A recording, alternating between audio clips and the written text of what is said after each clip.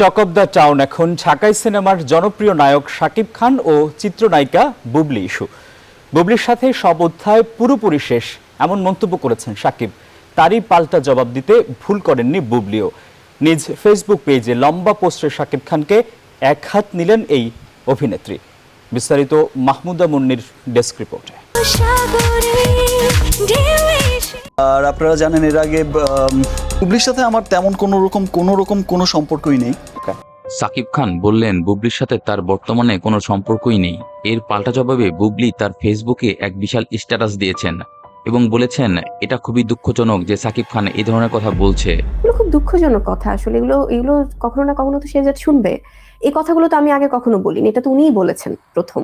So উনি কথার কথা বলে যে আমি সন্তানের মাকে সম্মান করি, এটাই তার সম্মান।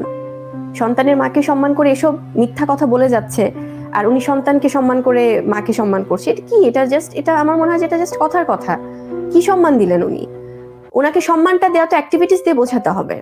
বুবলি আরো বলেন কোনো ছেলে যদি কোনো মেয়েকে অপদস্থ করতে চায় তাহলে তার প্রথমে চরিত্র নিয়ে কথা বলে, এবং সেটাই করেছেন সাকিব খানও। যে কোনো মেয়েকে যখন ছোট করতে কেউ চায়, হেয় করতে চায়, সবার আগে এই ব্লেমটাই দেয় যে তার চরিত্র নিয়ে কথা বলবে। এবং এটা শাকিব খান নিজেও খুব ভালো করে জানেন। উনি যে বিষয়গুলো বলছেন, এবং আমার কাছে মনে হয় যে এটা জাস্ট বলার জন্য বলা, এটা উনি এর আগেও আরেকজনকে নিয়ে বলেছেন।